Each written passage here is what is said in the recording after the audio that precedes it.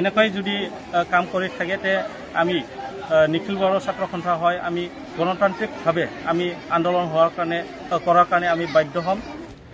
खाथारबारि गोजौ फरायसालि नाग्रिजुलियाव बर' राव बा बर' बिजोंजों फरायबाय थानाय फरायसुलिफोरनि थाखाय सोरखारनिफ्राय ब्लाउज दखना इउनिफर्म रानना होनायखौ नुनो मोनदों। नाथाय दुखुनांथाव खोथाया बिसोर सोरखारनिफ्राय रानना होनाय जितु इउनिफर्म दखनाखौ फरायसुलिजों लोगोसे फोरोंगिरि आरो जोंनिनो दुलाराय बर' फरायसा आफादनिफ्राय बे दखनाखौ दखना महरै गनायनाय जायाखै। मानो होनब्ला बे दखनाया महरावल' दखना नाथाय गानजाथाव दखना नङा होननानै बुंनाय जादों आरोना।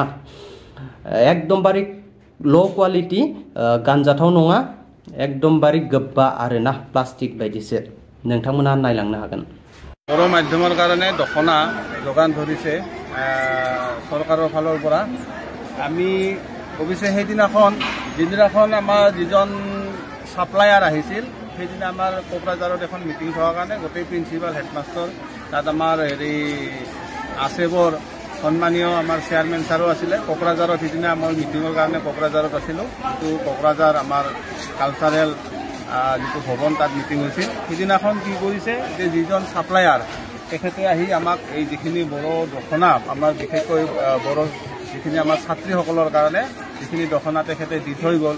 তাৰপিছত আমি দেখিলোঁ যে আহি একচুৱেলি এইখিনি পিন্ধিব পৰা অৱস্থাত নাই, এইখিনি চিল্ক কাপোৰৰ।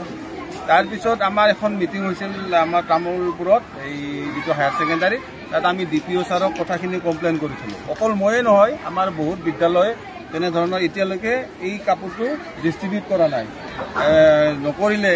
তাৰপিছত আমি ছাত্ৰীসকলক যেতিয়া দেখালোঁ ছাত্ৰীসকলে কৈছে যে আমি ছাৰ কোনো পধ্যে এই কাপোৰটো নিপিন্ধোঁ কাৰণ এইটো ছাৰ দখনা নহয়, এইটো থান কাপোৰ এনাই মানে প্ৰিণ্ট কৰি দিছে।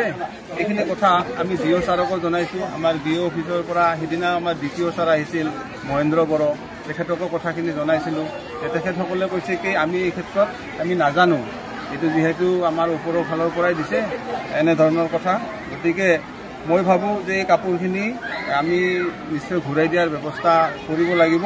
তাৰোপৰি যোৱাকালি আমাৰ ইউনিটৰে এখন মিটিং হ'ল, আমাৰ যিটো 12 নম্বৰ ইউনিট নাগেজুলিত, তাতো এই কথাটো আলোচনা হৈছিল। আমাৰ চিকনা বড়ো হাইস্কুল তেখেতসকলে এতিয়ালৈকে ডিষ্ট্ৰিবিউট কৰা নাই আৰু কোনোবা হয়তো পোৱাও নাই এতিয়ালৈকে। চৰকাৰক কি জনাব?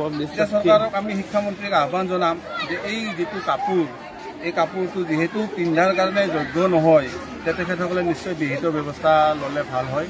কাৰণ ছাত্ৰীসকলে কৈছে যে কোনো পধ্যে এই কাপোৰটো পিন্ধাৰ কাৰণে নহয়, এইটো চিল্ক হয়, চিল্কৰ কাপোৰ। আৰু ইয়াৰ উপৰি আমাৰ ওচৰতে যিহেতু বড়ো ছাত্ৰ সন্থা আছে, আমাৰ নাগৰিকলী আঞ্চলিক বড়ো ছাত্ৰ সন্থা, তেখেতসকলেও আমাৰ ছাত্ৰীসকলৰ পৰা খবৰ পাই তেখেতসকলেও আহিছে, তেখেতসকলেও চাইছে, তেখেতসকলেও একদম জোৰকৈ আপত্তি কৰিছে যে এই কাপোৰটো ছাত্ৰীসকলৰ কাৰণে পিন্ধাৰ কাৰণে এইটো মানে উপযুক্ত নহয়। গতিকে আমি ওপৰ মহলক অৰ্থাৎ লিখি পেলাই বস্তুখিনি নিশ্চয় আমি সমজাই দিব লাগিব আৰু সেইটো আমি IS ছাৰ আমাৰ DPO ছাৰ আছে তেখেতসকলৰ লগত আমি নিশ্চয় পৰামৰ্শ কৰিম। আজি নাগৰিকলী নিখিল বড়ো ছাত্ৰ সন্থাৰ তৰফৰ পৰা আমি এই খাটৰবাৰী হায়াৰ ছেকেণ্ডাৰীত আমি অনুসন্ধান কৰিছিলোঁ। যি বড়ো মিডিয়ামৰ যিখিনি ছাত্ৰীবিলাকৰ যিখিনি দখনা আহিছে এইটো কোনো পধ্যে মানে পিন্ধিব পৰা অৱস্থাত নাই। এইটো এটা থান কাপোৰ কিনি এইটো মানে মেচিনত কালাৰ বহাই কিনি এইটো দিয়া হৈছে। এইটো আমাৰ সূতাৰ দি যিখিনি দখনা বয়ে এই দখনাটো এইটো নহয়। তো ইয়াৰ কাৰণে আমি অসমৰ চিফ মিনিষ্টাৰ মাননীয় হিমন্ত বিশ্ব শৰ্মা ডাঙৰীয়া আৰু শিক্ষামন্ত্ৰী ডক্টৰ ৰণোজ পেগু ডাঙৰীয়া আপোনালোকক আমি অনুৰোধ জনাইছোঁ যে এই দখনাটো সলনি কৰি যি ছাপ্লাই তেখেতক অলপ কৈ কিনি এইটো চেঞ্জ কৰি দিয়ে। ইয়াৰ কাৰণে আমি অনুৰোধ জনাইছোঁ। অন্ততঃ শিক্ষাৰ ক্ষেত্ৰত আপোনালোকে জানি বুজি এইখিনি কাম নকৰে, ৰাজনীতি খেলিব নালাগে। ইয়াৰ কাৰণে আমি নিখিল বড়ো ছাত্ৰ সন্থা হয় আমি অনুৰোধ জনাইছোঁ।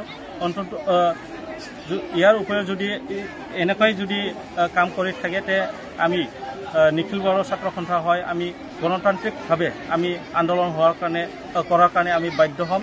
ইয়াৰ দায়ী কিন্তু অসম চৰকাৰ বা শিক্ষামন্ত্ৰী ৰণোজ পেগু ডাঙৰীয়া হ'ব ইয়াৰ কাৰণে আমি নাজুলী নিখিল বড়ো ছাত্ৰ সন্থাৰ পৰা অনুৰোধ জনাইছোঁ যে আপোনালোকে এই ড্ৰেছটো পিন্ধিব পৰা যিখিনি দখনা সূতাই দি বোৱা এই কাপোৰটো দিয়ে ইয়াৰ কাৰণে আমি অনুৰোধ জনাইছোঁ আমি ধন্যবাদ জনাইছোঁ যে কাপোৰ যে দিছে অসম চৰকাৰে ইয়াৰ কাৰণে আমি ধন্যবাদ জনাইছোঁ ৱেলকাম জনাইছোঁ কিন্তু এনেকুৱা নহয় যে মানে পিন্ধিব নোৱাৰা কাপোৰটো দি কিনি নিজৰ বা ৰাজনীতি লাভালাভ কৰাৰ কাৰণে যি চেষ্টা কৰিছোঁ এইটো আমি কোনো পধ্য মানি ল'ব নোৱাৰিম ইয়াৰ কাৰণে আমি অনুৰোধ জনাইছোঁ যে অসম চৰকাৰ বা শিক্ষামন্ত্ৰীক যে ইয়াৰ ওপৰত অনুসন্ধান কৰি কিনি যিখিনি দখনা এইটো পিন্ধিব পৰা অৱস্থাটো দিয়ে ইয়াৰ কাৰণে আমি অনুৰোধ জনাইছোঁ ধন্যবাদ